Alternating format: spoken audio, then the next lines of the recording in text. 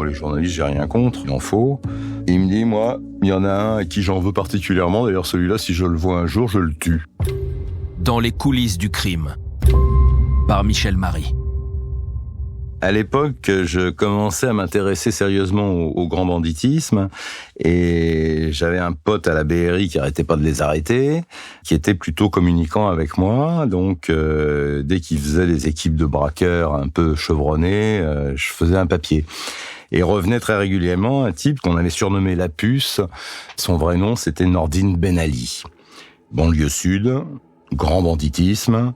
Comme l'a dit un avocat général à l'occasion d'un de ses procès, cet homme a un cimetière derrière lui. Donc, je pense que je peux pas être plus éloquent. Et ce Nordine Ben Ali n'arrêtait pas de se faire arrêter par les flics de la BRI sur des braquages. Enfin, à chaque fois, c'était du lourd. Et assez curieusement, il s'en sortait une fois sur deux, une fois sur trois. Soit il niait, soit il n'y avait pas d'éléments, pas de preuves. Bon, la BRI travaillait comme elle travaillait à l'époque.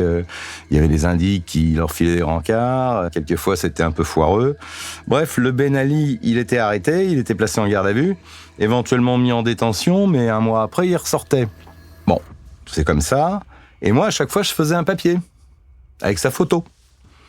Et j'ai eu un coup de semonce une première fois où il m'a appelé au journal, ou c'est son frère qui m'a appelé, je me rappelle plus, en disant qu'est-ce qu'on vous a fait, faut arrêter de vous acharner sur moi. Je dis écoutez monsieur, moi j'y peux rien, si vous vous faites arrêter, on vous soupçonne d'un braquage, j'écris que vous avez été arrêté, qu'on vous soupçonne d'un braquage. Il dit oui mais j'ai pas commis le braquage. Je dis oui mais au moment où je l'écris, on pense que vous l'avez commis. En conclusion, je dis arrêtez de vous faire arrêter, j'arrêterai d'écrire sur vous. Bon, bref, ça n'a pas suffi. Il était donc en liberté. Il me menace à mi-mot en me disant bon, c'est la dernière fois que je vous préviens.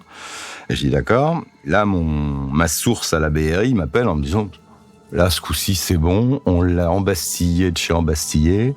On le tient sur une série de braquages, notamment en Suisse. Il est fait de chez fait. Bon, je dis écoute, c'est une bonne nouvelle. Donc, je refais évidemment un papier où je remets encore sa photo. À l'époque, c'était des photos anthropométriques quand même, hein, donc des photos de la police. Et là, il pète les plombs, il m'appelle, il m'insulte, etc. En fait, il était pas du tout accroché, il est ressorti. Et je me tiens tranquille. Jusqu'au jour où la BRI me demande de faire, à l'occasion d'un anniversaire, je sais plus lequel, le cinquantenaire ou le centenaire, enfin les 100 ans de la BRI ou les 50 ans de la BRI, je me rappelle plus, un papier pour raconter un peu quel est ce service de police, comment il fonctionne et les affaires brillantes qu'ils ont solutionnées. C'est notamment la maternelle de Neuilly où ils ont libéré les enfants et d'autres affaires comme ça. Donc un service plutôt efficace.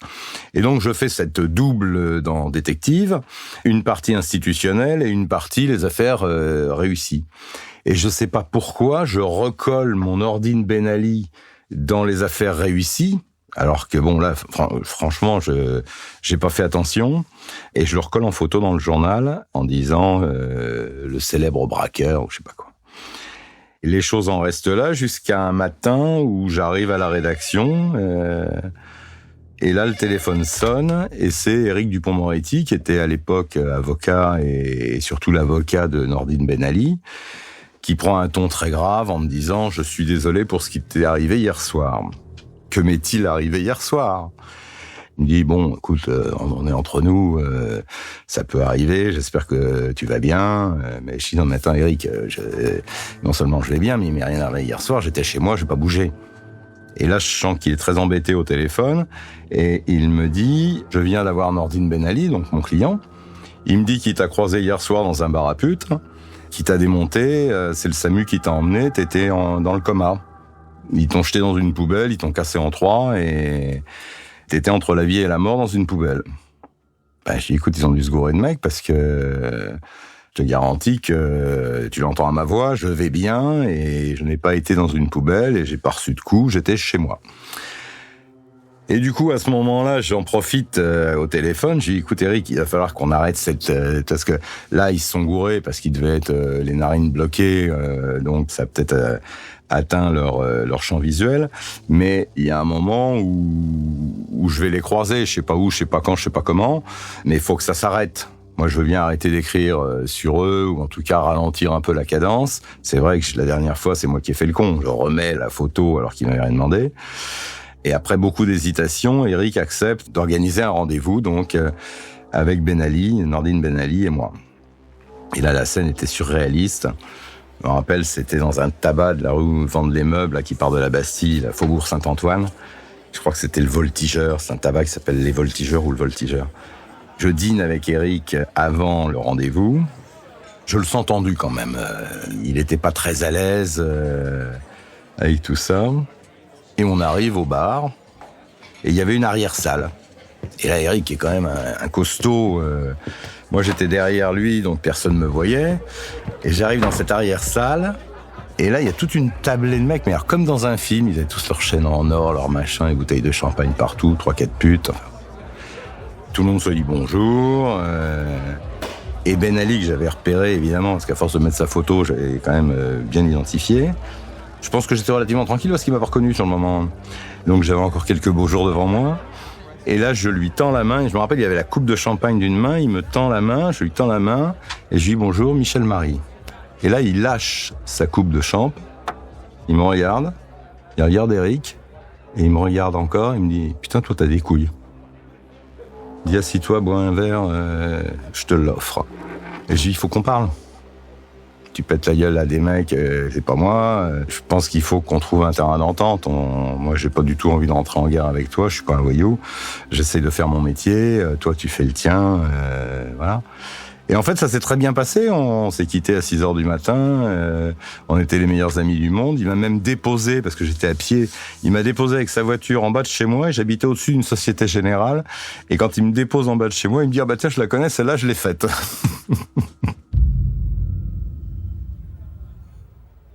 Il y a des articles qui m'ont mis en danger. Je pense notamment à cette histoire où on est toujours dans ce bar de Saint-Ouen. C'était un dimanche midi. J'ai une fille qui, à l'époque, avait peut-être 10-12 ans. Je l'avais en garde ce week-end-là, puisque j'étais évidemment séparé de sa mère depuis longtemps. Et j'ai rien trouvé de plus intelligent que de l'emmener déjeuner dans ce restaurant où j'avais mes habitudes avec les voyous. Et là, je tombe sur une poignée de potes, tous fichés au grand banditisme, évidemment. Et me voilà avec ma gamine de 12 ans de l'époque, à table, avec tous ces mecs. Et j'en ai un en face de moi, qui me regarde avec beaucoup d'insistance et qui cherche à savoir qui je suis, en fait. Il n'a pas compris, il sait pas si j'étais flic, voyou, enfin flic sûrement pas, mais si j'étais un voyou, si j'étais un ami... Bon, j'étais clairement un ami de quelqu'un, mais ça, il le savait pas, puisque les choses se sont organisées comme ça à la one again. Et donc, il commence à me poser des petites questions. Et bon, je réponds aux questions. Et il y avait d'ailleurs dans l'histoire Nordine Ben Ali, avec lequel j'étais devenu, non pas ami, mais avec lequel on se croisait régulièrement. Et beaucoup d'autres. À un moment, le mec me demande ce que je fais. Et je lui dis, je suis journaliste. Et il me dit, bon, moi, les journalistes, j'ai rien contre, il en faut. Bon, on sentait que c'était pas forcément très sincère. Et il me dit, moi, il y en a un à qui j'en veux particulièrement. D'ailleurs, celui-là, si je le vois un jour, je le tue. Pas très compliqué. Je dis, ah ouais, bon, pourquoi? Il me dit, cet enculé, il a écrit sur moi des trucs épouvantables. Et là, il fouille dans son portefeuille. On est à table, j'ai ma fille à côté de moi. Il extrait un bout de papier qu'il avait plié en 15. Et plus il dépliait, plus je reconnaissais la texture du papier de détective. Je dis, putain, avec la chance que j'ai, ça va être un de mes papiers. Et il déplie son truc, il prenait tout son temps pour le déplier. J'étais très inquiet. Et effectivement, une fois que le papier a été déplié entièrement, j'ai reconnu à la fois ma signature, mais j'ai aussi reconnu l'histoire. Et l'histoire était terrible. C'était un type qui avait qui avait enterré vivante une prostituée dans le bois de Vincennes. Il l'avait roué de coups, pour des raisons que je me souviens plus des détails. Bon, enfin, c'était pas un philosophe quand même, hein. Et donc, il me dit, voilà, c'est ce journaliste-là. Donc, je lui dis, bah, écoute, le mec dont tu parles, le journaliste, c'est moi. Et là, il y a un moment de flottement où je le vois blêmir. Moi, je regarde ma fille, je dis, putain, mais qu'est-ce que je fous là? Mais qu'est-ce que j'emmène ma gamine dans un bordel pareil? Et il y a un mec qui est mort, c'était Riton les yeux bleus, Henri Ritzaloun, qui était un très très très très méchant.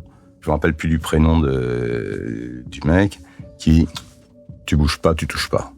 C'est un ami. Et là, le mec, d'un seul coup, il me dit, t'as de la chance. Il replie son espèce de torchon, là.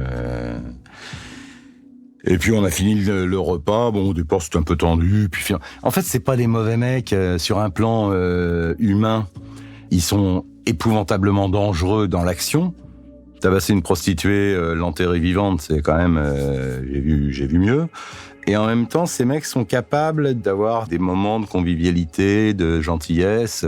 C'est très, très curieux, quoi. Mais bon, je n'ai pas renouvelé cette expérience après. En tout cas, je n'emmenais plus ma fille dans ces endroits de perdition. J'ai eu très peur, en fait, ce jour-là. J'ai pas eu peur pour moi, j'ai eu peur pour elle. C'était Dans les coulisses du crime par Michel Marie. Abonnez-vous à notre podcast pour ne rater aucun épisode.